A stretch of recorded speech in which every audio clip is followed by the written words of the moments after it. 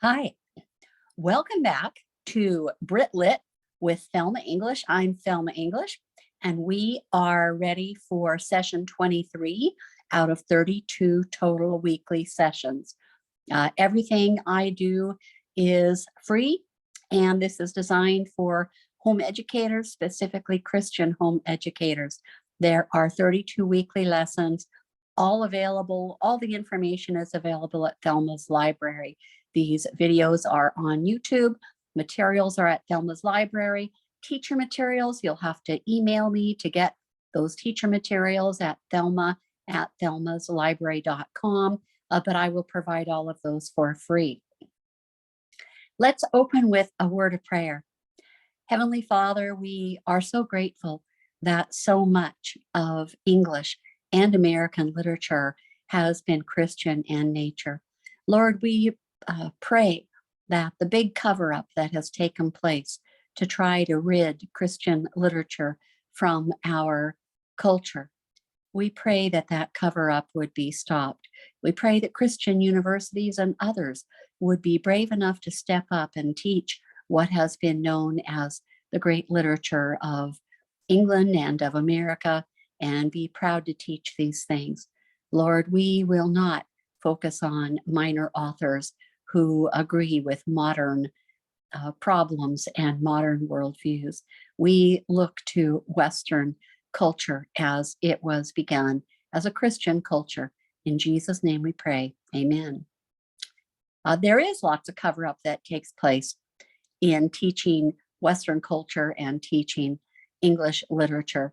Very often a very minor author that happens to be a woman with a view that would agree with 2023 is brought up and hailed to be the great author of the past, when in reality in the past they were relatively unknown or completely unknown.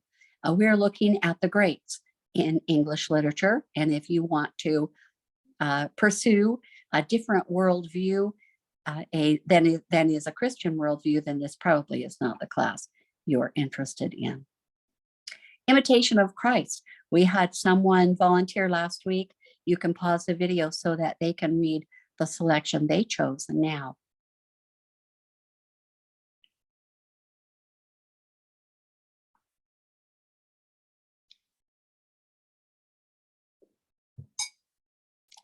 All right, we'll get started. Session 23, we're talking about Deism, which is also called the Enlightenment. That is also called the Age of Reason. It is also called neoclassical, especially neoclassical in art and in architecture. In literature, it's called the Age of Reason. In politics, it's the Enlightenment, or basically the Enlightenment worldview, the idea that some have been enlightened and the rest of us are in the dark. That's really the implication there. We're going to have a quiz on last week's Pilgrim Progress reading. I hope you loved that book. I hope that you want to read it again and again and again. We'll be reading from our syllabus. I used to order Essay on Man from Dover, but they ran out. I don't know if they've reprinted at this point. And so it's in your syllabus, that big 400 plus page thing that you had to print out before the beginning of class. It's available at Thelma's Library. Pages 289 to 309 is Pope's Essay on Man.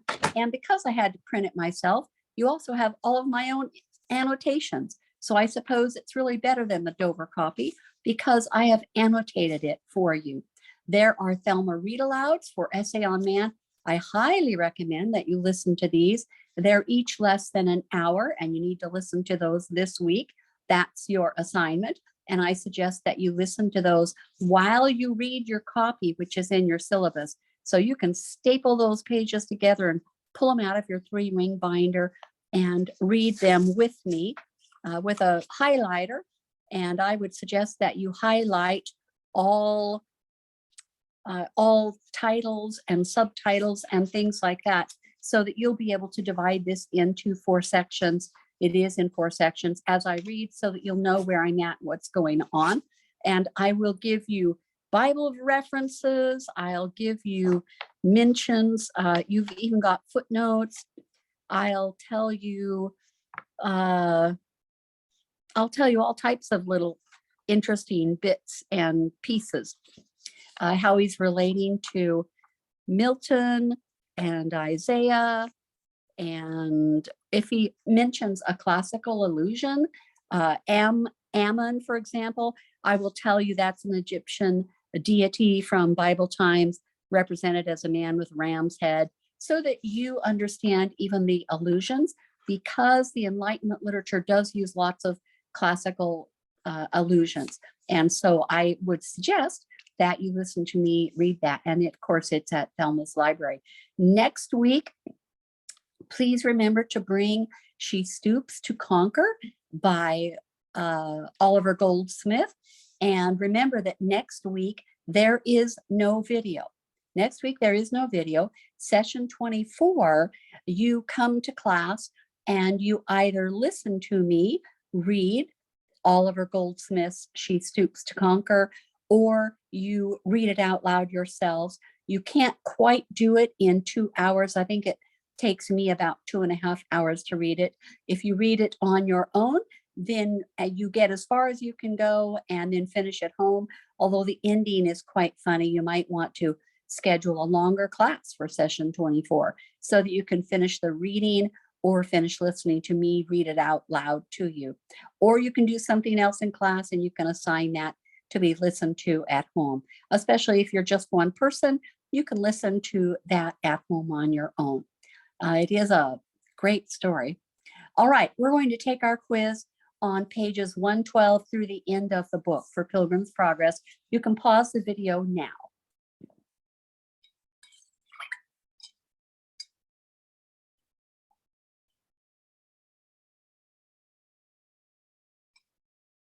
Okay, wasn't that a great book? Lord bless John Bunyan. May he rest in peace with Jesus. We're going to do an even shorter review of British literature than we did last week, because I don't want you to forget. I was quite fast last week, and so now I've boiled it down, the same information, but I've boiled it down to a shorter review of British literature, and hopefully this will help it to stick in your brain. That means we're talking about AD 449 to AD 1066. Why is 1066 a marker for British literature? What is it famous for? Somebody say it. Yes, the Norman Conquest by William of Normandy. Okay, this is the Old English Anglo-Saxon period. It ends with William the Conqueror. This Anglo-Saxon period, this Old English that sounds kind of Germanic, it's guttural, sounds a lot like Hebrew. It has a lot of hawking sounds in it. Open your notebook to Shifting Worldviews. We'll be looking at pages 412 to 419. There is one also an errata that I'll point out, and you can fix that in your copy. That's your big syllabus that's 430 pages or something like that, that hopefully you printed. Okay, Old English, it's all about the land, right? This Anglo-Saxon period, it's all about the land. Who owns the land? Who can take the land? Who leaves the land? All of that kind of thing. So Britain has been shaped by several people who occupied or conquered their island. They have been occupied or conquered several times. The northern parts eventually became Scotland. And you can see Scotland up there in the north. The Britons lived in what is now labeled here as Wales and England, and the line in between. Hadrian, Roman Emperor Hadrian, built a wall to keep out those savage, the Picts, to keep them from coming down into what is part of Britain. And that wall, you can still see parts of that wall today. The Celtic people were conquered by the Romans, who rule for about 300 years, from the 1st to the 5th centuries. And they brought Christianity with them. So in the 1st century, you have at least one or two of the disciples and their apostles going into Britain, and they take Christianity with them. Probably part of that is the root of the King Arthur stuff, because King Arthur is also Christian. But remember, the Romans started having trouble at home, and Rome in Italy was getting attacked by the Vandals and the Visigoths. And in AD 410, I believe, the Vandals and the Visigoths took over Rome. And so the Romans started abandoning Britain. It is an island, after all. They are far away from home. So they abandoned Britain. And then, of course, other peoples move in. The Angles, the Saxons, that's where we get Anglo-Saxon from. The Jutes, the Danes, they take over. And part of this is part of Beowulf. And paganism again dominates. And that's why we were there a few weeks ago. I called this the re-evangelization of England when Christianity gets introduced again. So in 1066, the Norman Conquest changes all of history and Christianity is reintroduced and Britain is re-evangelized. All right, what is this old English worldview that they're going to leave behind after the Norman Conquest? They had that strong belief in fate, in weird. We saw all of this in Beowulf. There's a blend of Christian and pagan worlds. There's a loyalty to your Thane above all else. And definitely it is an honor culture where to be publicly dishonored would be the worst thing that could ever happen to you. It's all about pride and honor. And of course, these are opposite to Christian principles. And so it's going to be a slow change. And we have some weird literature like Beowulf that reflects both cultures. It's all about revenge. There's going to be revenge. For example, if someone is injured or killed, you're going to have to pay the man's worth, the wergild, which can halt a blood feud. There's an oral preservation of tales because there is no writing. They are illiterate. They don't know how to read. They don't know how to write. So they have to memorize these things. They're very superstitious people. They venerate cultic objects, little pieces of this and that, oak trees and all types of things. They're very superstitious, even of writing in some instances are superstitious about writing. There's one line in the Iliad that talks about writing as though it's a horrible, hideous thing, from hell. Really interesting, but that's another classical lit. But this old English worldview is pretty much opposite with Christianity. All right, moving forward in time. So after the Norman Conquest, let's look at after the Norman Conquest up until the time of Chaucer and through Chaucer. We're looking at the Middle English period. We also can't read that. If we have little bits and pieces of it, we can figure out what it says if we see Middle English printed. But basically, we have to read Middle English, things like Chaucer, we have to read those in translation. And this is the Middle Ages or the medieval ages. What do we see in literature features? Still, the oral tradition continues. This is going to be until the time of the printing press. How do you preserve their history? They have folk ballads, wonderful folk ballads. They go from place to place and sing about the history of their famous heroes. We see mystery plays portraying Bible stories because they're becoming Christianized. So how do you teach Bible stories to illiterate people? It's really just like VBS for adults. And we read the York play, The Crucifixion. They have miracle plays that portray saint stories, very Catholic. And an example would be the Second Shepherd's play. We did read the York play. Miracle plays with a lesson. And for example, that would be Everyman. You take Everyman from town to town and you scare people of hell and of the devil. This could be the very day that they die. And maybe they decide that Christianity is a pretty good thing after all. Moving forward in time again. I told you this would be a quicker review. Excuse me. This is a quicker review. We're moving forward after 1485, right up to 1660, which is the date by now you have memorized as the restoration of the monarchy in Britain. This is the time of the Renaissance and the Reformation. You've got Martin Luther and Wycliffe. You have all of the Huss. You have all of these famous people, famous reformers, and the worldview is changing. But at the same time, you have the Renaissance taking place. So the worldview, if you are looking in your changing worldviews, these are all pretty much straight right out of changing worldviews. So hopefully you're following along with a felt pen, and an errata is coming up. The worldview shifts from a religious worldview to a humanistic worldview. When we're talking about the Reformation and the Renaissance. The Renaissance is very human-centered, and the Reformation is very God-centered. I heard someone teach one time that the Renaissance is a very horizontal worldview. It's about man and his relationship with other men, and what should man live like? What should he be like? Whereas the Reformation is a vertical view of life. It is about your relationship with God. And I thought that worked very well for my mind. So the worldview is going to shift from religious, eternal to humanistic, and part of that depends on where you live. We see a development of human potential. That would be that horizontal relationship of the Renaissance. What can humans do? And we see love stories popping up, unrequited love, constant love, or courtly love. All of this takes place in the Renaissance when they start writing literature that is not religious. And love can die, it can change. It was not previously thought this way. Love was love. But with the Renaissance, you can have your love can die, it can grow cold, you can be suffering from love sickness, all types of things. We even see leftovers of that in Shakespeare. What do we see in the literature during these times of the Renaissance and the Reformation, these opposite movements? We see poetry in the Renaissance, poetry no longer written to God or about God. And the sonnet form develops. And poetry is written not like John Donne to talk about God, but written to express love of a person for another person, a man for a woman, almost exclusively.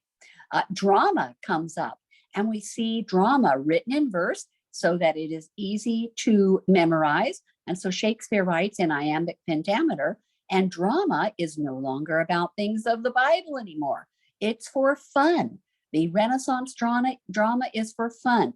The drama has been taken out of the hands of the church, and it's into the hands of Shakespeare and other talented writers. We have royal patrons sponsoring authors and playwrights, like Shakespeare had royal patrons, first Queen Elizabeth and then King James. There are tragedies, comedies, and histories that reflect the Reformation values and Renaissance ideals. And that's one of the cool things about Shakespeare. It isn't very often that Shakespeare will trivialize or profane something you hold to be sacred. Those are not my own words. That's actually a quote from somebody that I can't remember. But Shakespeare will not often, and this part is a quote that is not my own words, trivialize or profane something that we hold to be sacred. That's when we turn off the television. That's when we leave the movie theater. That's when we close the book. When someone has trivialized or profaned something we hold to be sacred.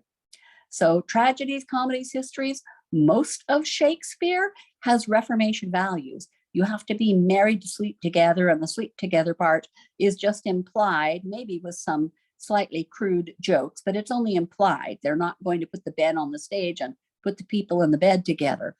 You do have some Renaissance ideals with all the fun and games that brings. Shakespeare's not religious, very rarely religious, unless somebody's getting ready to die and they pray before they cut off their head or something like that.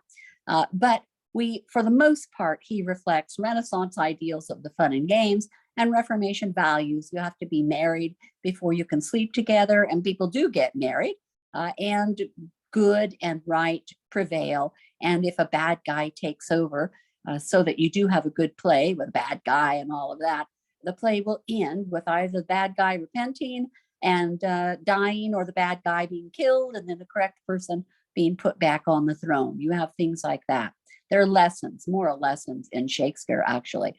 Then we also have in this time period the metaphysical poetry, those odd metaphors of dissimilar things. For example, John Donne comparing, I mentioned this last week, comparing legs to a compass, odd metaphors that no one would think of using today.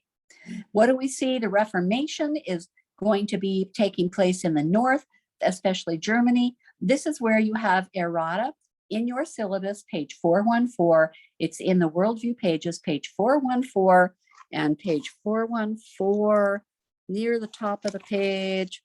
I'm pulling mine up just as I go. 414. Hopefully your page number is exactly the same as mine. 414, that you have, it says that the Reformation is in the South and the Renaissance is in the North, and that is opposite. I have it correctly here in the blue. Sorry, that was a typo. Probably something late at night that I typed up.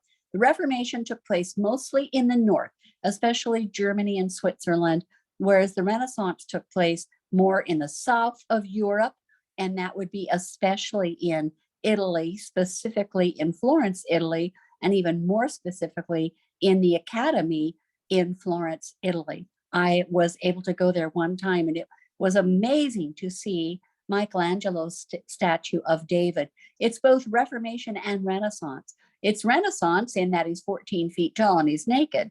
It's Reformation because it's David. The printing press then stabilizes English as a language, and literature is now available to move. You don't have to, it says available, now available to more. Oh, now available to more people. Excuse me, that's not a typo. Available to more people. Once you can print something, you get to decide how to spell the words, how to arrange the words, the syntax of the words. You get to decide how to put it down on paper, and then other people will copy you. So if you have something really popular and you decide to spell a word one way, because remember, we're a ways away from a dictionary.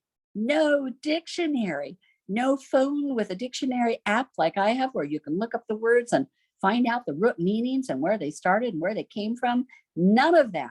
And so if one person writes it one way, or if Wycliffe writes it in the Bible one way, then that gets cemented as the way a word is spelled until the dictionary writers come along. Amazing, really. But the printing press really stabilized English so that people used the same words over and over, rather than having a different dialect every time you traveled 40 miles or so. If everyone was reading the same literature, something like Canterbury Tales or the Bible, then people would start talking that same way. And the economy is changing. They're changing from a farming economy to an international trade. Think of those crusades. The Crusaders brought back things, spices and fabrics and all types of things, and they began trading internationally. And this is the time of the interregnum, which ends this period, in most textbooks anyway, and I'll use that on this slide, that 11 years without a monarch, from 1649 to 1660, when Cromwell was the Lord Protector and they had no king. Charles I had been beheaded, and Charles II went into hiding, came back in 1660. That time period is called the Restoration, but that 11 years without a monarch, people like John Milton considered that to be paradise, and he even wrote a book called Paradise Lost. Amazing he didn't have his head cut off for that. Maybe it helped because he was blind. All right, this is where the room goes dark. In a movie, before the evil thing comes, the room would go dark and you'd have evil music. Da da da da da da da. And that's why this is all gray. We are leaving a theistic worldview. We're leaving theistic belief. We're leaving theistic authors. Okay, you got this as a handout. I realize it's hand-drawn, and I have to apologize for that you have to look at something hand-drawn. This is what I usually do on a whiteboard if we have enough time. Here you have, look along the bottom line. You've got a theistic worldview that changes to a deistic worldview, and these are basics. There are lots of overlaps where those worldviews intersect and overlap with one another. You don't have one day where the world just changes generally in literature from a theistic to a deistic worldview. We do read representative works from each of these time periods, but many of them reflect actually two worldviews. But basically, we're moving from a theistic to a deistic worldview. The theistic worldview is based firmly on the Bible with God at the bottom. You've had other handouts like this year. I think you have something in your syllabus that looks like this. And then we move into Romanticism, where we're still stuck. We move into Romanticism in British literature in 1798. You can see at the top there when William Wordsworth publishes his lyrical ballads in 1798. You see in the top left, I'm circling it with my pointer if you can see that happening. You see God at the top of the worldview, the earth at the bottom, and man is in between holding everything together because he's spiritual, but made from dirt. And that revolution of the hierarchy conception, you turn that over and you have God firmly at the bottom or not even on your worldview, and the earth is at the top. And that's where we remain today. And people who do not understand that there will be a new heavens and a new earth believe this earth is all that we have. And that's why they're willing to break you and I financially and your grandchildren financially to try to stop the world from overheating another 1.5 degrees Celsius and melt everything and drown everybody, or get everybody burned up by, they used to call it, it wasn't global warming, it was the opposite. They thought everything was getting colder. And then they decided it's global warming, and now they just call it climate change. And basically they blame it for everything. They blame climate change for every natural disaster that happens, as though no natural disasters ever happened before. It's quite interesting the way most of the world has jumped on that wagon. And Romanticism kind of changes because it's subjective. You can see along this bottom row. It's subjective, it's individualistic, it's an emotional worldview. Everything is emotional today. Everything is emotional, and logic and reason have been thrown out. I've always told my students that logic and reason is really the cure for Romanticism, but it doesn't look like we're going there anytime soon. So if you look back to the building blocks of the Bible, this left-hand column, we'll call this a column. The Bible's at the bottom, then it says theistic. It's an age of faith. It's an age of tradition. It's an age of morality that's based on truth, truth in the Bible. And books that are written then, the settings we see are settings made to help us focus on just where the person's at and their reality. And the characters are real people who are legendary faith heroes. They're literary heroes. They're people who are theistic writers. If you took American Lit and read Harriet Beecher Stowe's Uncle Tom's Cabin, Uncle Tom is not someone to be derided as they do today when they call a Black person an Uncle Tom. Uncle Tom is a moral hero. Uncle Tom is a literary Christ type. He represents, he's not as good as Jesus, but he's almost there. He's as close to Jesus as a human can come. Uncle Tom is a Christ type. And that's a theistic writer who chooses a hero who will be a Christ type. And this person, this Bible person, you see my beautiful little drawing of this human. You can only hope that you'll be able to draw like that someday. This group, the theistic people, understand that man is corrupt and that he's going down, down, down, down. That's why the little dotted line. He's going down, down, down, down, down. Other worldviews, and you see it in green all the way across the chart. The theistic person understands we are on a moral downhill slide and we're still going down. It's kind of green dotted line here. Down by the theistic word here in the lower left-hand corner, you see the green dots going up, up, up, up, up. And that's from deism. From the deistic time forward, people think that mankind is going up, up, up, up, up. We're becoming better and better and better. It's kind of a utopian worldview that man is not getting better. Man's not getting worse, he's getting better. And we know that people are getting worse, worse, worse, worse, worse.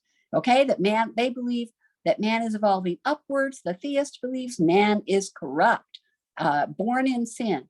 But the romantic believes man is evolving upwards. And of course, we're going to find our reading essay on man is stuck right here in deism with some Christianity thrown in. It's the time of the Restoration, the Enlightenment. It's called neoclassical, especially in architecture. It's the age of reason. And it's the age of people believing there's a clockwork universe. And people today, even romantics, kind of think it's a clockwork universe. And people are realizing, you could write in here intelligent design. And people today are saying, well, I guess, evolution's not working out. Intelligent design works better. But if you absolutely refute God, what do you say? Aliens. And that is the new main idea of how we got to be here on the earth. Aliens deposited us here a long time ago and created this earth for us. What an illogical sad view. But now you know what I'm talking about. So plots, these things are written in red and they go across this handout in red. So plots in Romanticism, they're intricate. They have multiple plots. They're exciting. They're exotic. They're far away. They're well-developed plots. And that is something that Uncle Tom's Cabin would fit right in there. And the novels that you'll be choosing next week, those are probably all right in there. Some of them might be Christian, some not, but they have wonderful plots and they're very exciting to read. Unless you're reading Gothic stuff, dark romanticism, that's that capital R there in red. And of course, nature, very often, if they're about nature, it's about following your heart. And because you follow your heart, that's pretty personal. That's why the plots, as we go with romanticism, the focus is going to be more and more on the character, less on plot, less on being in an exotic place, less on well-developed plots and characters. The plots get rather shallow and we have a focus on a character. And by the time we get all the way over in the red words on our chart, clear over to the right, the plots might focus so narrowly on the character that you might even have a story that just has 3 days in a person's life, something like that. It's all focused on them, on their feelings, on what's happening to them. And it's not very exciting and it's not much fun to read, if you ask me. And of course, what types of influences will we see? Darwin, who's going to focus this new science of anthropology. How did mankind come to be from apes? And Freud, who's going to examine everything psychologically, rather than Paul the Apostle in Romans chapter 7 and 8 saying, you know, what I don't want to do, that's what I do. And what I do want to do, that's what I don't do. Paul, the greatest philosopher ever. And we're going to focus on Freud, somebody who was thrown out of Germany for using drugs and things to induce people to remember dreams, supposedly, and then analyze those dreams. But focused on psychological and instead of spiritual. It's a fraud for a spiritual examination of yourself is to have a psychological examination. Karl Marx, socialism, the idea that all of the money, in fact, that's getting popular in America now, that all of the money that taxing, for example, someone's 401k when they retire, taxing that very heavily so that their children do not inherit it all, so that you distribute that wealth equally among everybody, especially poor people. And that's not very popular with people like my husband and I, and probably your mom and dad, who have saved painfully all their lives for their 401k so that they will have money to retire on. But that's all Marx, that's all socialism. Today they call it the Great Reset. If you want to look that up, it's kind of scary, but it's called the Great Reset, and there is talk about that right now. I don't know whether we will live to see it or Jesus is going to come and snatch us before then. But socialism, where you redistribute everything. And of course, you have a few people at the top who are really rich, dividing up all the money for everybody else. And Nietzsche, oh my goodness, Friedrich Nietzsche blames everything on the Christians. Friedrich Nietzsche says, if it wasn't for those blasted Christians, people wouldn't feel guilty when they sleep around and have illegitimate children. What's the big deal? If there's no Bible, if you don't believe in the Bible, if you want to get rid of the Bible, then what does it matter what you do and what choices you make and how many wives you have or how many times you marry, or if you ever marry, if you just live together until you're not happy anymore and move around. And the problem with that, of course, is that it's in a complete contrasting clash of civilizations with reality. Christianity teaches about family relationships. You have the father and the mother and the children.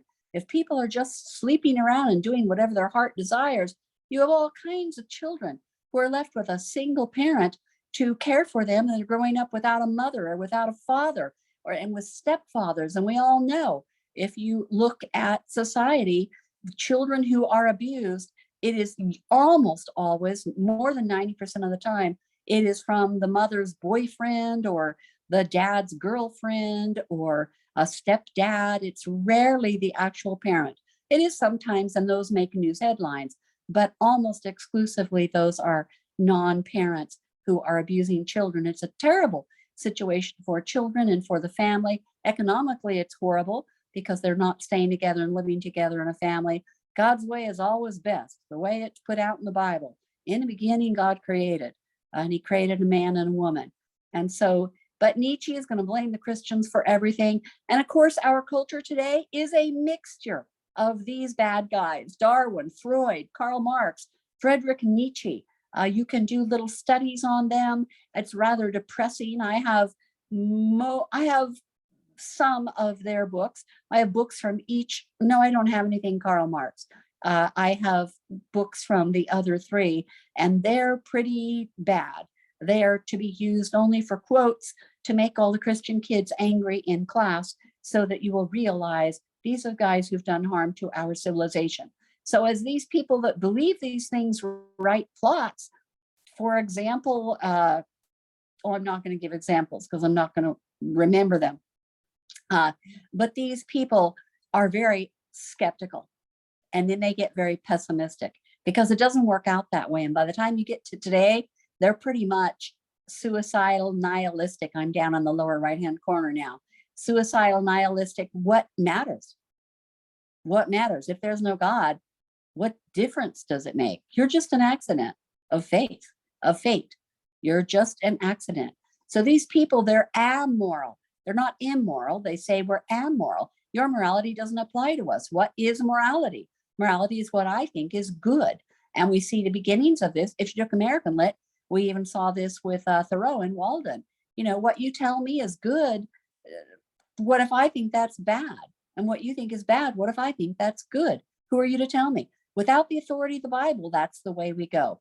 So you can see that plots narrow, settings get more dull and commonplace, maybe just on a farm rather than in a faraway place.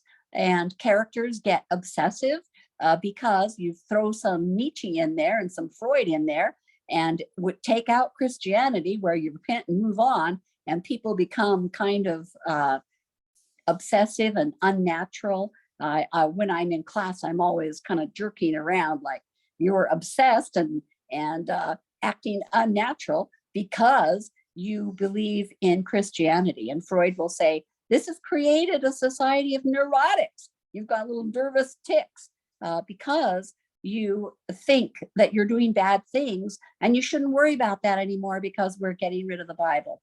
So this is quite interesting. And then in a little circle in the middle of the right over here, I've put the names there for you: Dawkins, Singer, Peter Singer, Woody Allen, and Ed. We'll see at the end of the year if I have any time for Ed. But Dawkins says there is no God. There is no God. There's no Bible that's any truth. Do what you want to do. Just have fun. And then we have Peter Singer, our kind of ultimate. He wrote a book called Animal. Now I've forgotten the title. It'll come up in this PowerPoint probably, but it's about animal rights. You can look up Peter Singer. I think he's still at Princeton in 2023. If you can believe, he's the chair of ethics.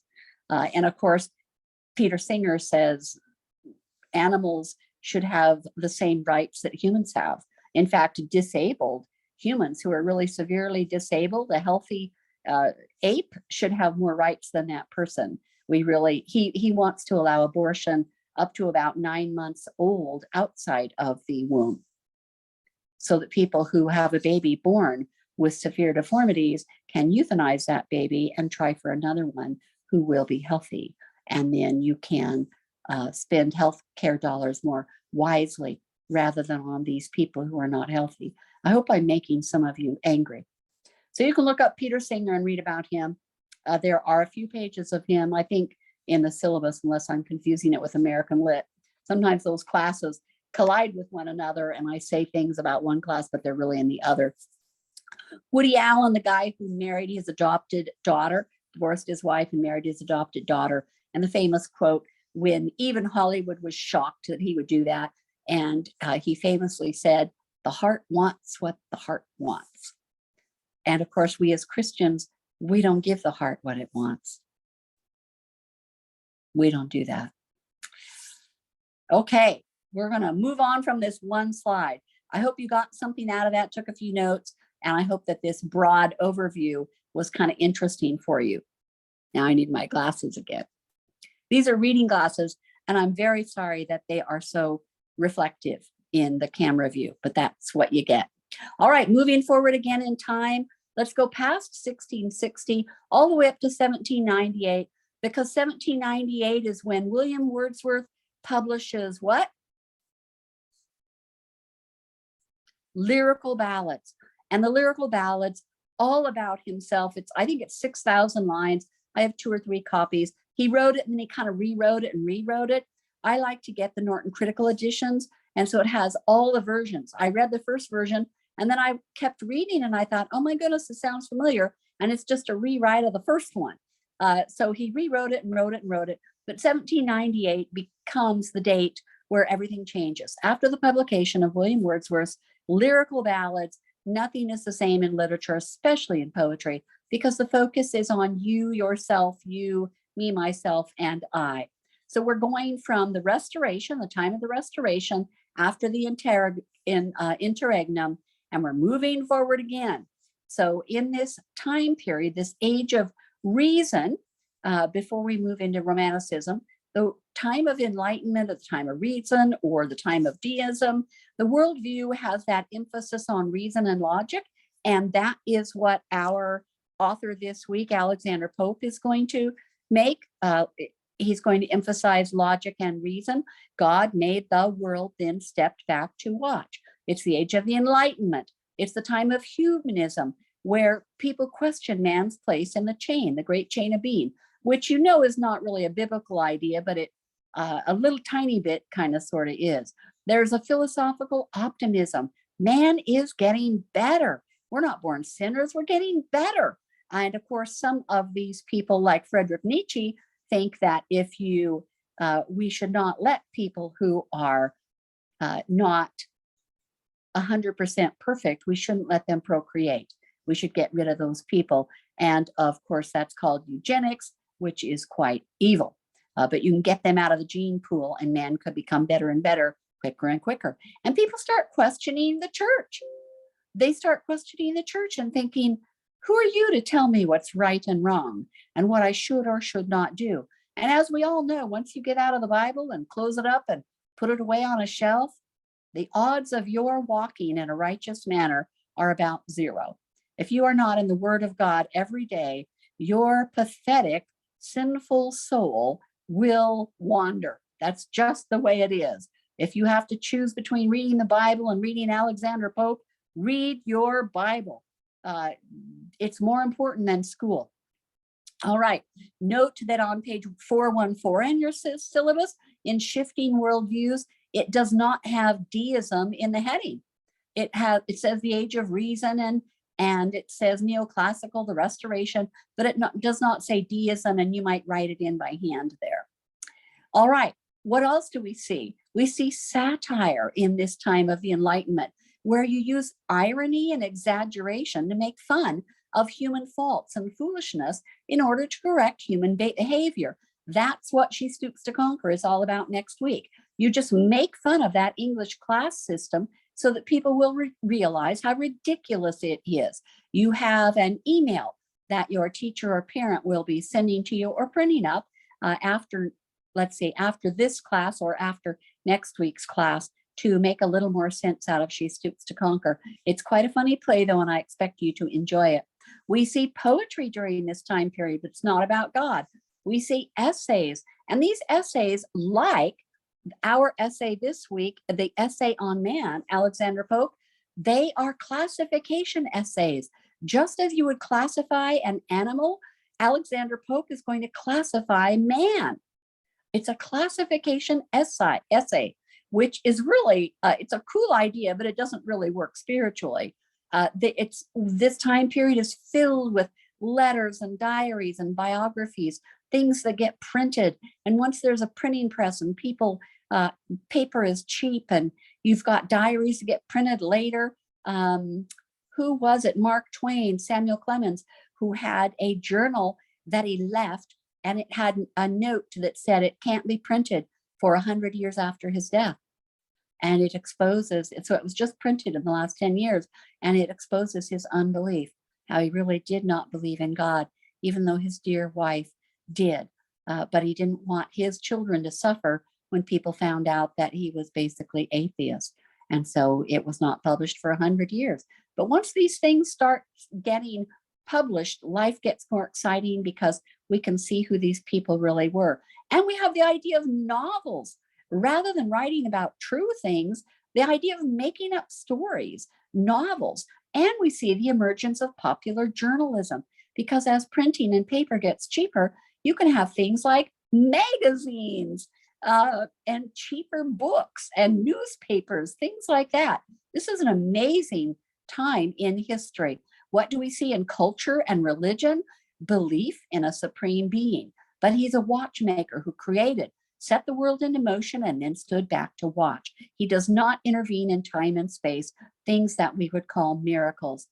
There is opposition to Calvinist Puritans. They're called, even Shakespeare says in his play Twelfth Night, one of the characters says about another, "Oh, if I thought he was a Puritan, I'd beat him up." They think Puritans are way over the top, super religious, should all move to America, and some of them did.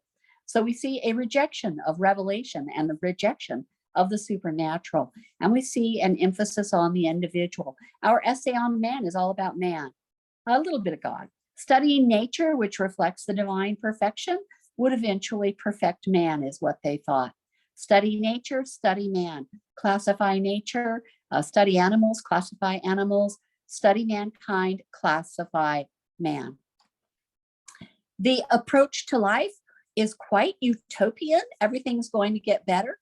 And it's the age of reason, which replaces the age of faith. Excuse me while I pause our audio for a second. Okay, I'm back. Sometimes my beloved little vacuum, Rosie, decides to just take off on her own and go vacuum, but she can be quite noisy. All right, what else do we see? The approach to life is utopian. They really believe mankind is getting better, especially when you get rid of the idea of original sin. So the age of reason replaces the age of faith. Half of the men are functionally literate. This is a dramatic rise. And if you're Puritan, of course, the boys and the girls are all educated, learning Hebrew and Greek and Latin and all of that. But if you're part of the general public, generally it's thought that girls don't need much of an education. But to have half of the men functionally literate, able to read, is really amazing in a society. And they have factories. They start building things. And this is when not one by one, but making them in quantities. And that's the Industrial Revolution, and that makes everything cheaper. Impoverished masses grow as farming life declines and factories build. People move into the cities to work in the factories, and they lose that beautiful life on the farm where they have chores to do and they have time off, and they all sit around and read the Bible. They all move into the city and overwork themselves and send their children even into coal mines to work. It's really a life change. But we do see the opening up of things like coffee houses, just like today, but just not a chain like Starbucks or Dutch Brothers. Dutch Brothers is my favorite. We don't go there very often, but don't you like a good coffee? And these coffee houses, if you know a place where you can go inside and drink your coffee, this is where the educated men spend evenings with literary and political associates. And they, instead of like the ancient Romans, would go to the public pool, the public baths, and go and lounge in there and talk politics, they started going to coffee houses. Amazing, isn't it? Deism. This is right out of your syllabus, glossary, I believe. The belief based solely on reason in a God who created the universe and then abandoned it, assuming no control over life, exerting no influence on natural phenomena, so no miracles, no God intervening in time and space miracles, and giving no supernatural revelation. So no word of God. You start just keeping the parts that you like, that help you, and get rid of the rest. Think of that blind watchmaker idea or the clockwork universe. The definition from the glossary: reason with a capital R. It usually has a capital R. No interference in time and space. Think about Thomas Jefferson's Bible with the miracles clipped out. If there were no miracles, there's no revelation, prophecy, or other. All of those things are just stories. And if Jesus is not telling the truth, and if he didn't rise from the grave, then who is he? It all comes back to, what are you going to do about Jesus? What are you going to do about Jesus Christ? Was he real? Was he crazy? Or was he a liar? Was he just a good man? But he claims to be God. He says, I and the Father are one. So what do you do with a good man if he tells a lie? It all comes down to, what are you going to do about Jesus? All right, our author this week, Alexander Pope, was born in London to a Roman Catholic family. Remember, Catholics had a hard time during this period because they couldn't go to regular schools. His father was a linen merchant who died when Alexander was only 12, so they are poorer. Pope was educated at home mostly by his mother because of that, and because he was Catholic and they couldn't go to public schools. But she died when he was only 23. So for a writer, you kind of need a sponsor. And with his mother dead, now he's on his own.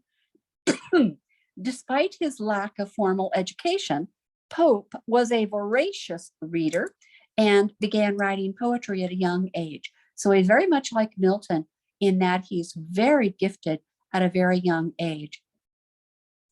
Pope's early poetry was influenced by the neoclassical style, which was characterized by a reverence or a worshiping for classical Greek and Roman literature, and an emphasis on reason and logic.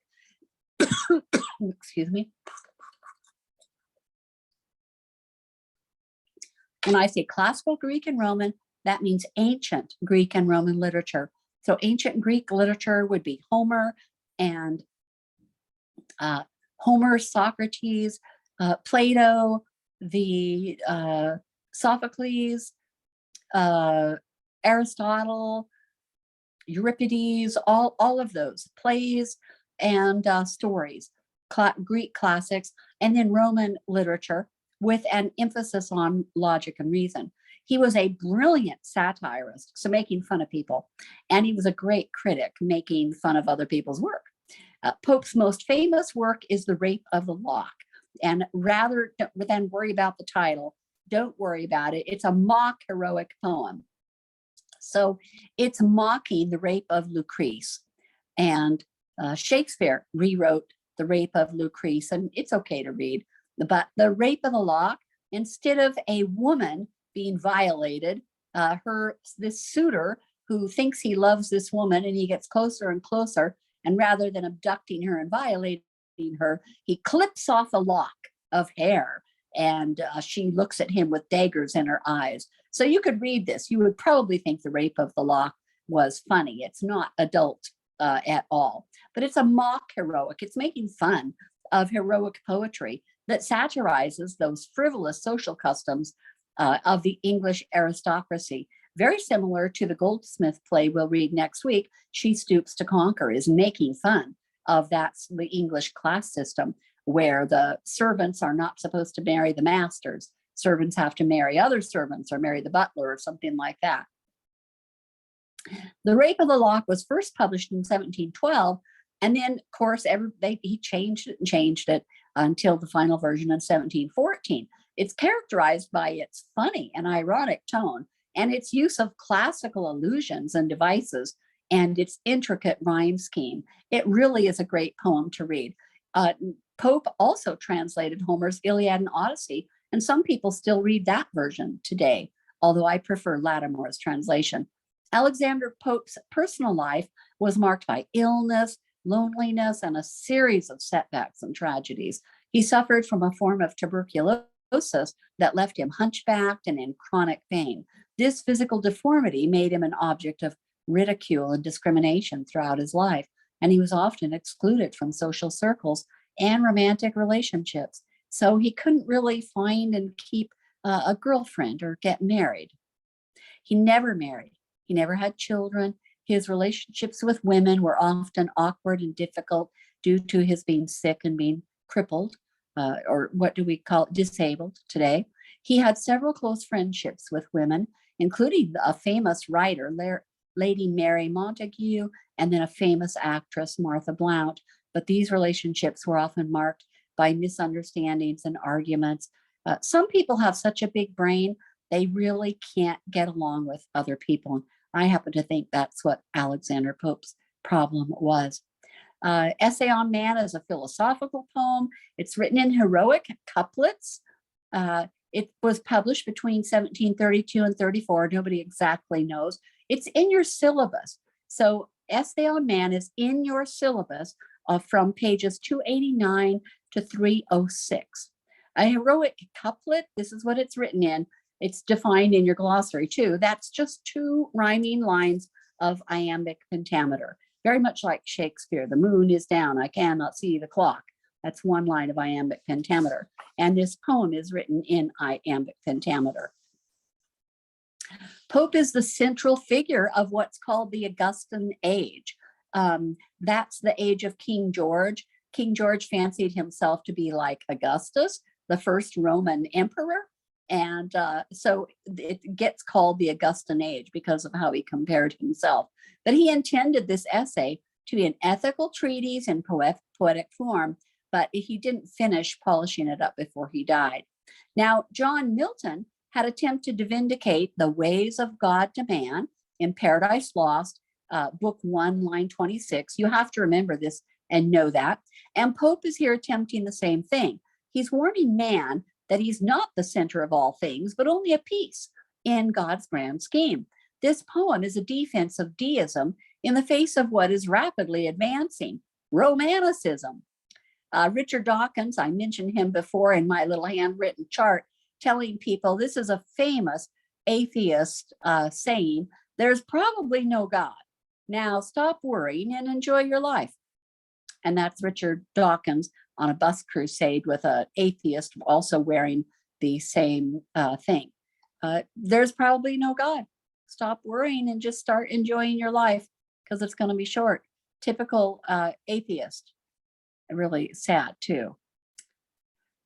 The Essay on Man expresses that deistic view that God can be apprehended through nature and not only through revealed scriptures. So Alexander Pope, he says famously that a Christian looks at nature and doesn't worship nature.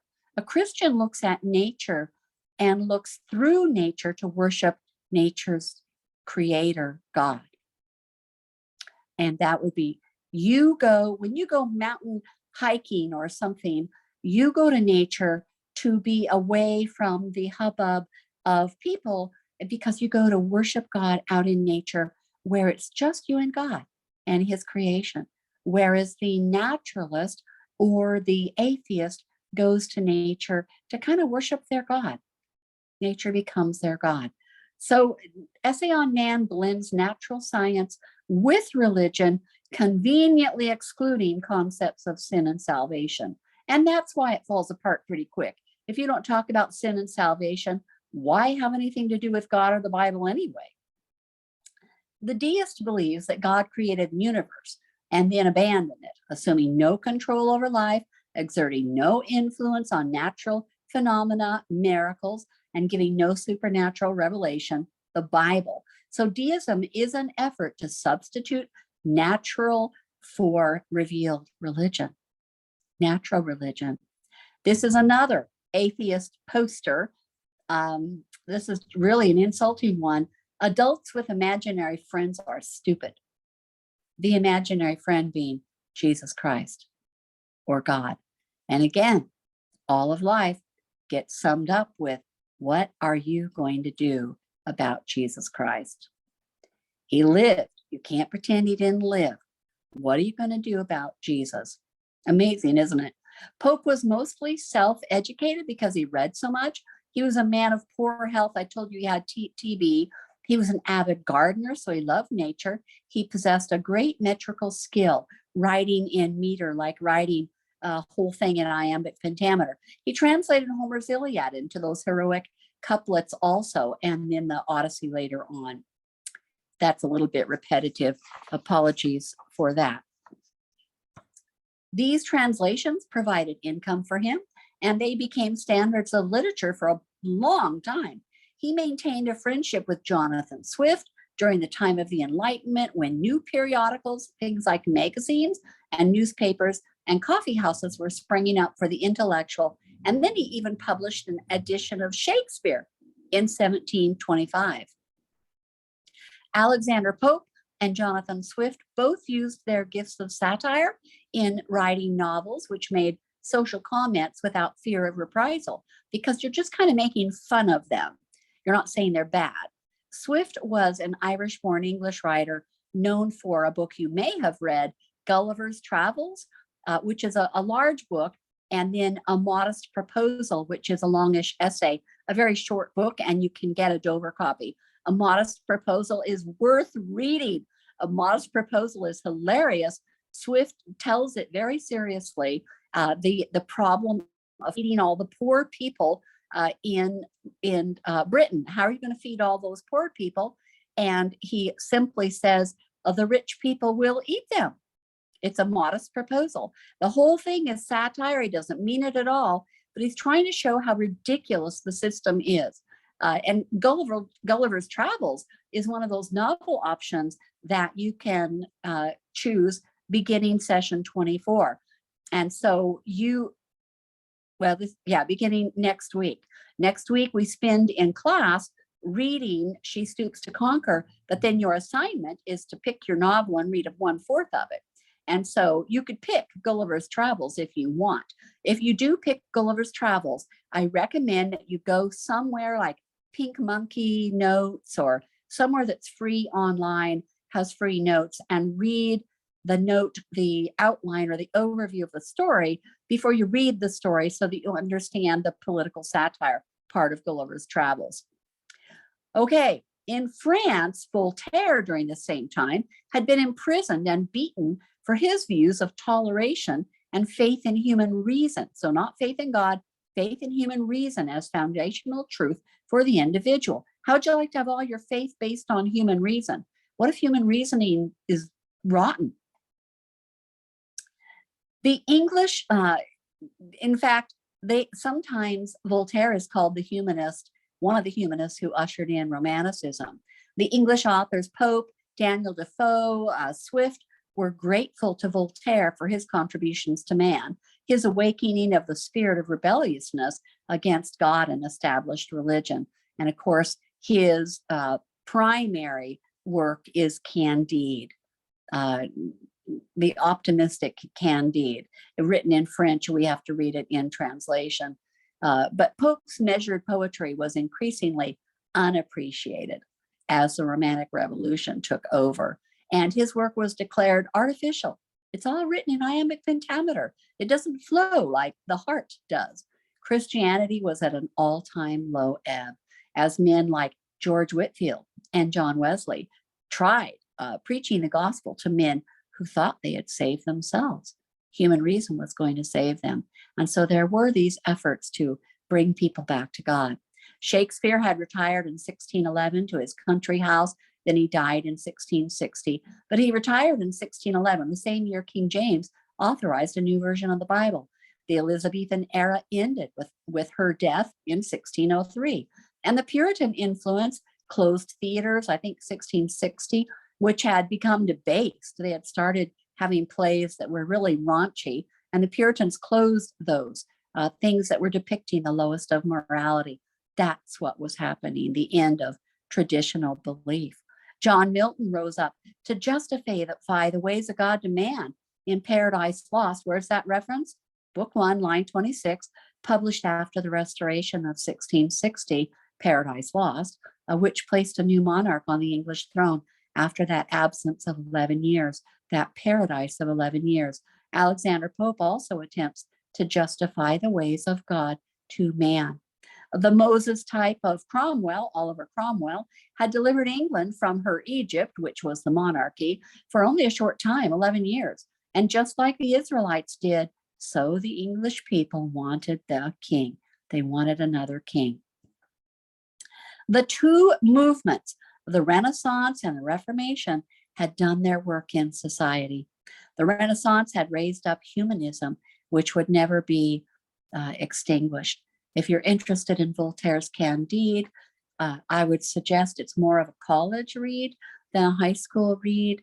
There are things like somebody gets their left, I think, buttock cut off, and people, women get abused. It's really a satire. Candide is. It's a very short book to read, but at least you'll have the footnotes if you get the Norton Critical Edition. I pretty much buy all of my books in the Norton Critical Edition. But these two movements, the Renaissance and the Reformation, had changed society forever. Humanism would never be extinguished. We remain there today. The Reformation raised up an awareness of personal relationship that would never die.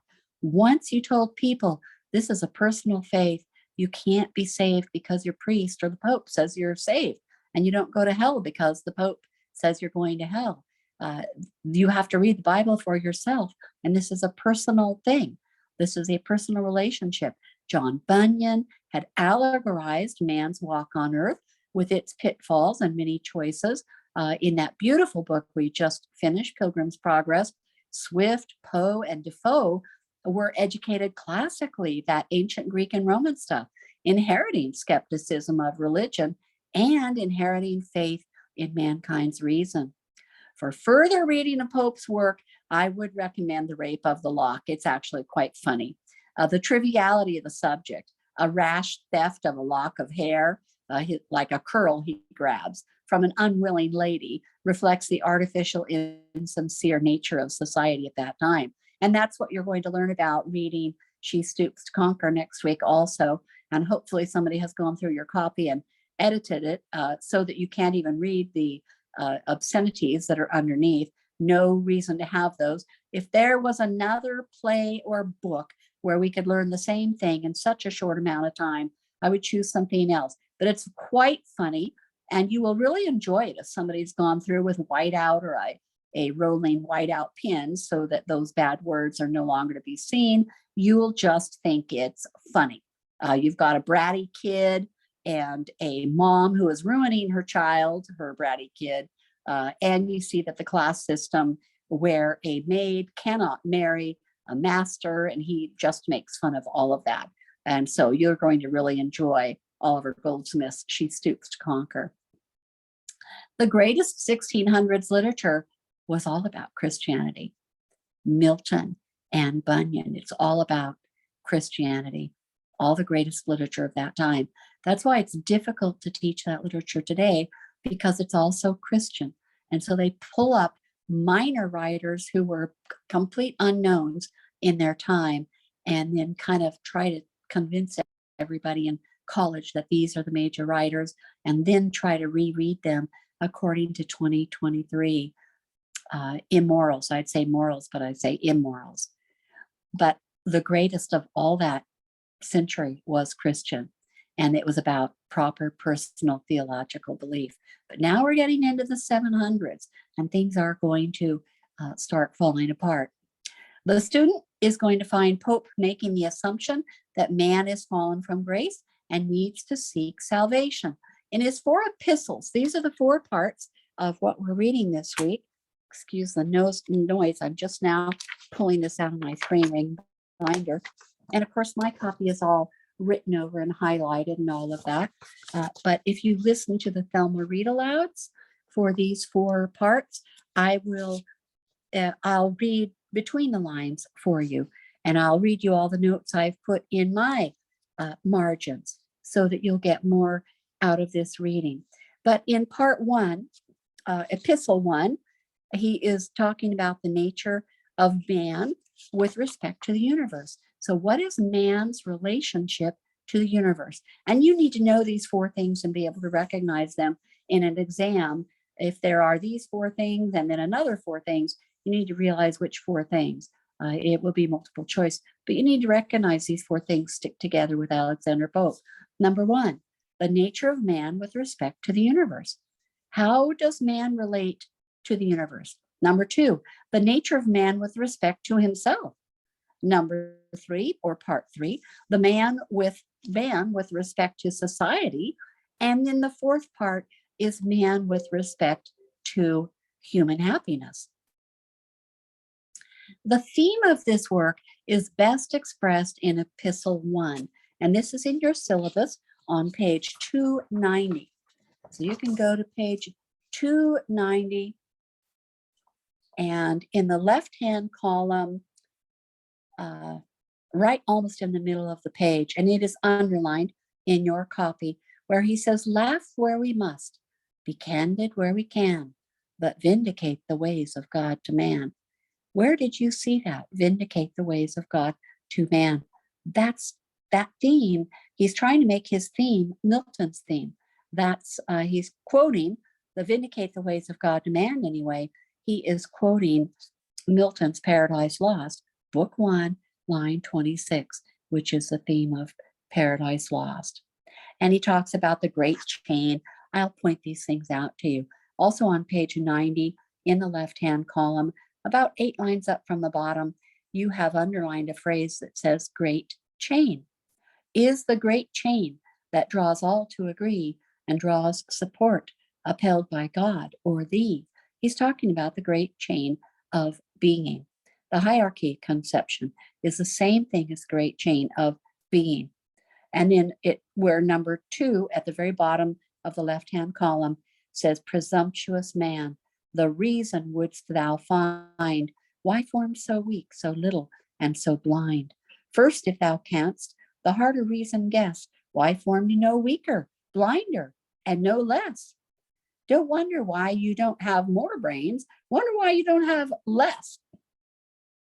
And then the top of column 2, still on page 290, the top of column 2, the right-hand column, ask of thy mother earth, where oaks are made, taller or stronger than the weeds they shade, or ask of yonder argent fields above, why Jove's, that would be God, it's a classical allusion, metaphor for God, why Jove's satellites are less than Jove. Of systems possible, if 'tis confessed that wisdom infinite must form the best. So this is actually really similar to Job 38, verse 4, Job chapter 38, verse 4. Ask the earth why oaks are made taller or stronger. You know, how much of this do you know, Job? It's quite interesting, the format that he takes. And he's obviously familiar with the Bible. And if you listen to me read to you the whole thing, I'll kind of explain it as it goes.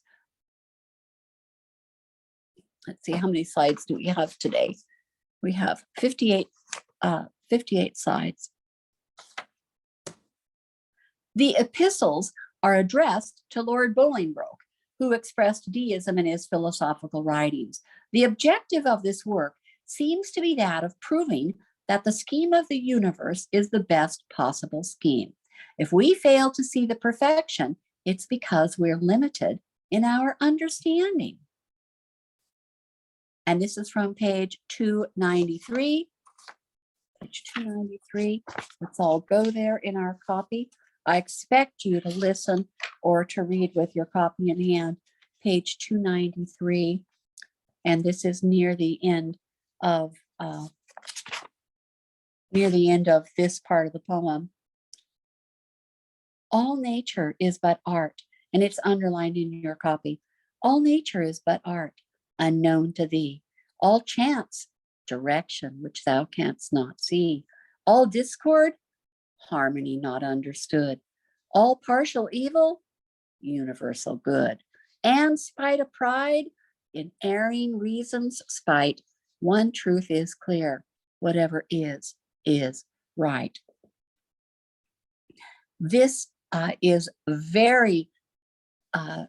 very similar to Candide. What's his name? Pangloss. What Pangloss said in Candide, that whatever is right. It's kind of a Protestant thing that means Well, whatever, that God is in control. It's the idea of providence. And it would be very Calvinistic that God uses us to complete his will. Even though we have free will, he already knows what we're going to choose. And so whatever is what God has chosen. Whatever is right. And Candide makes fun of that because he has horrible things happen to his character, Candide. Horrible, horrible things happen left and right faster almost than you can read. And where he's separated from his girlfriend, he finds her and he goes through, you just wouldn't believe all the things he goes through. It is a rather a college read, unless your parent reads it with you and understands what they're reading. But the idea that Voltaire is making fun of Alexander Pope there by saying whatever is right.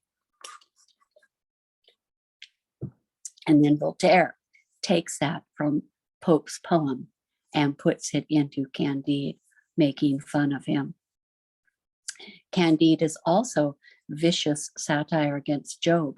Some people, some commentators believe that Voltaire in his Candide, I don't know how much you can see when I put this in front of my face, but Voltaire's Candide,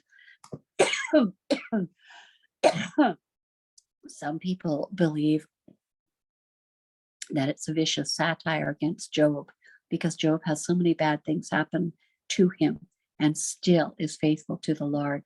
And so to say whatever is right would be to agree with Job, and Voltaire is clearly mocking that idea in Candide. So what is Alexander Pope saying here? You should highlight this part. All nature is but art, unknown to thee. You look at nature and it's really just art. It's not your God. It's just art that's unknown to thee. Every time you look at nature it changes. You never look the same way. A leaf falls, the wind blows, the water moves. It's always different. It's art. It's just unknown to you that it's art. And all chance, we think, oh my goodness, that happened by accident. All chance is actually direction that you can't see. But things that happen to us in life are not chance. It's actually direction that we can't see.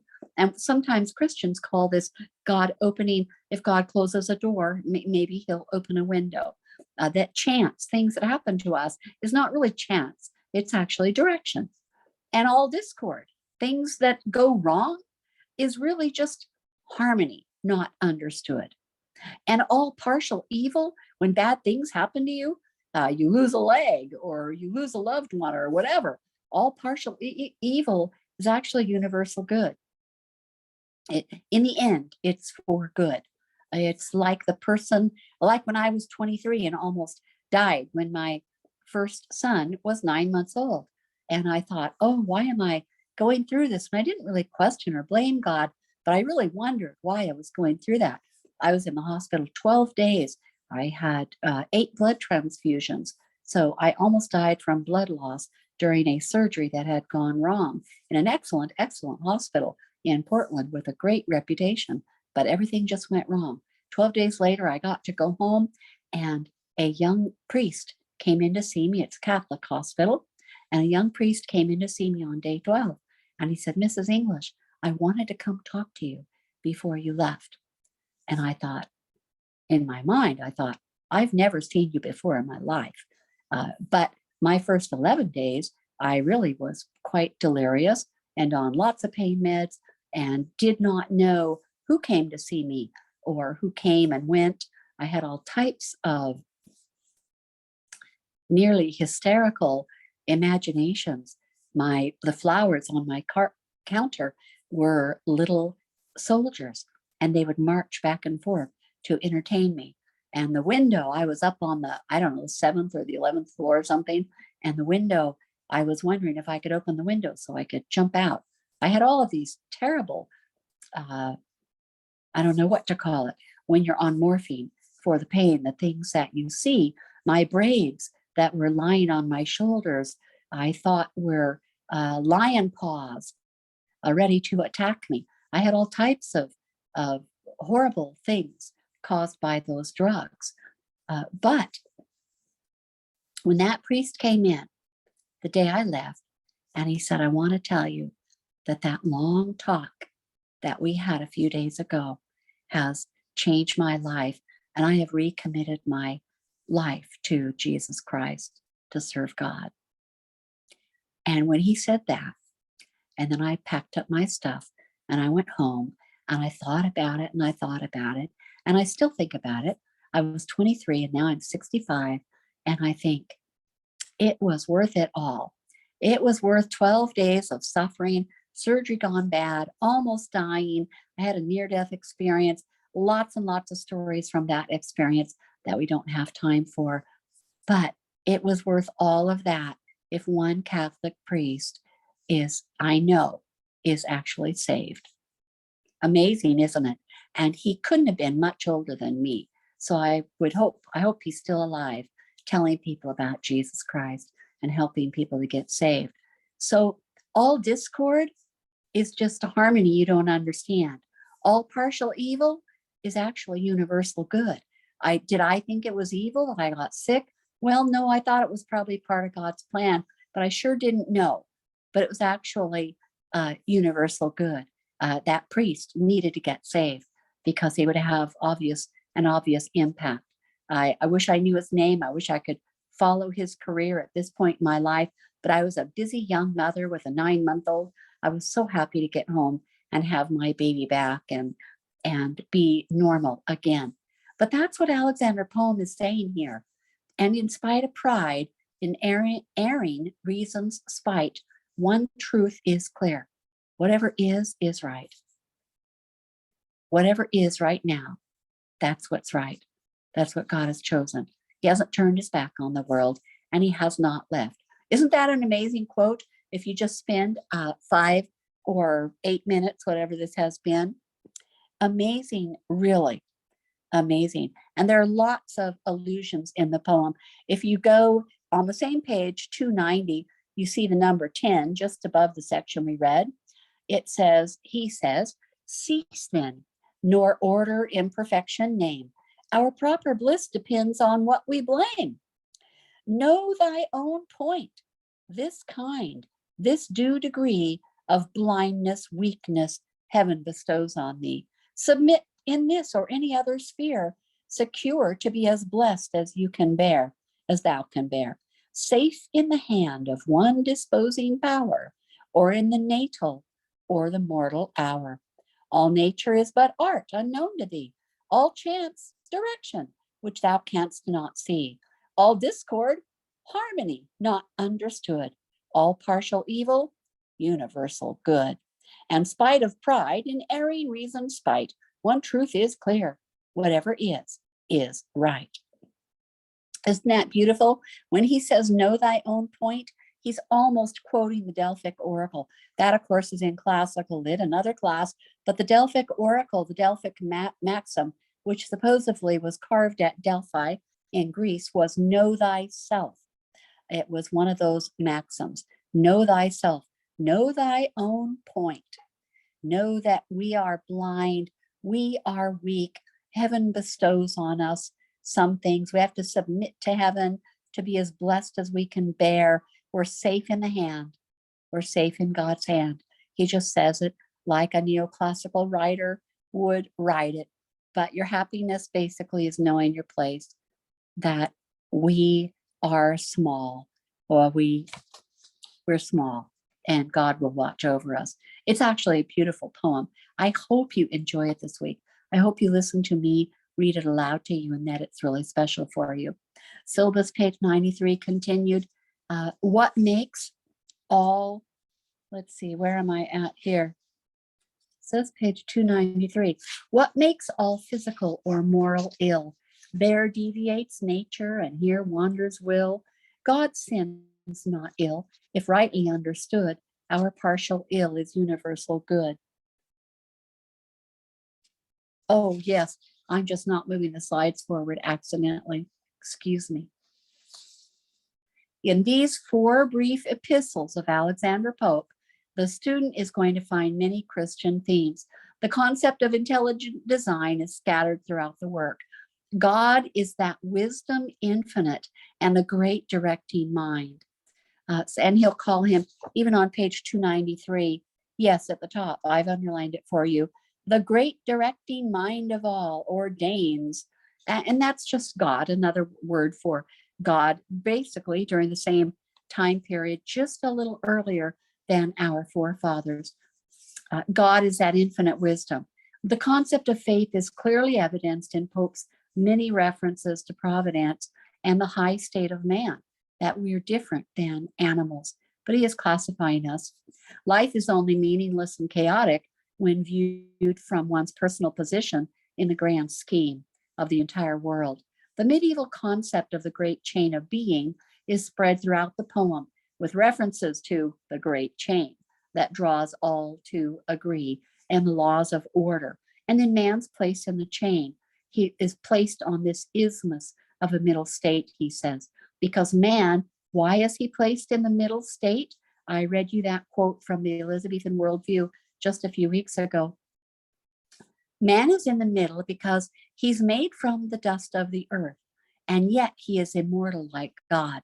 And so man is thought to hold everything together because he's made from the earth, yet he is spiritual, he's immortal. He's different from animals and rocks in that he is immortal. Amazing, isn't it?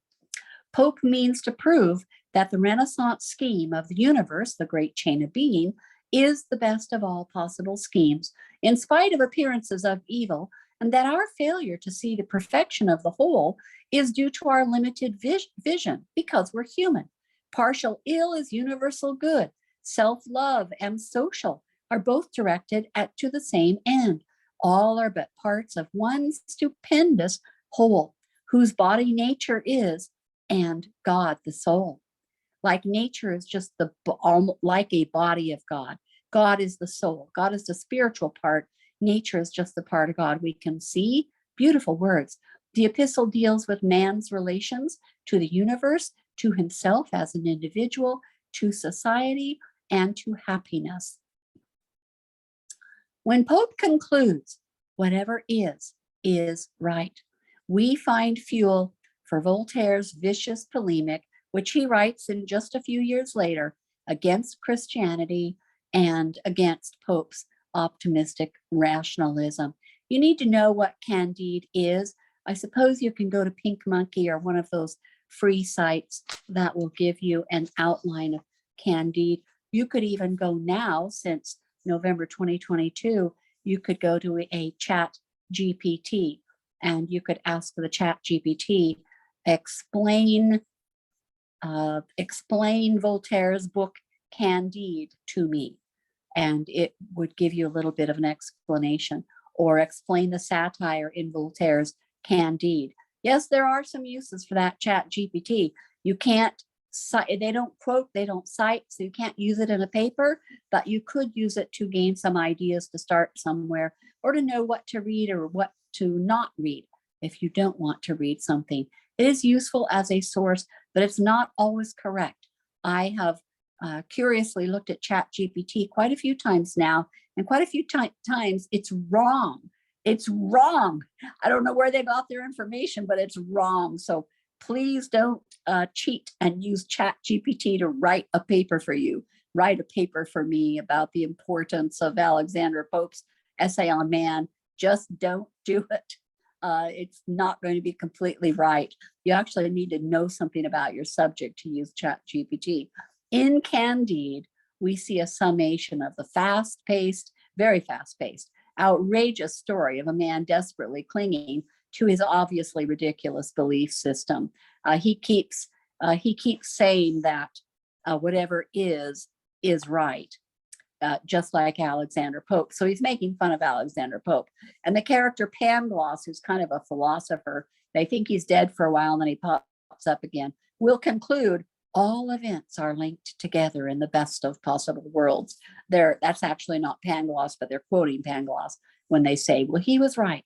All events are linked together in the best of possible worlds. When all these hideous things happen to him, that could never happen to one person.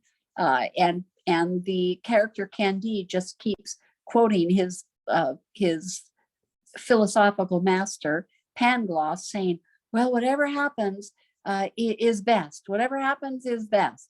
And so he's really making fun. That's from my Norton Critical Edition. The end of classicism ends with Alexander Pope.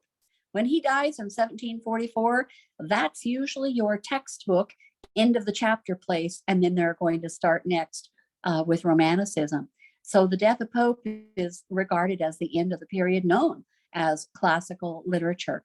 This ideal gradually gave way to what we're going to refer to as the Romantic Revolution. You can see death of Pope, 1744, and then William Wordsworth's Lyrical Ballads, 1798. So Romanticism is right around the corner, and then we'll see a revolution of the hierarchy conception, or the great chain of being, a revolution where the earth will end up on top and God at the bottom.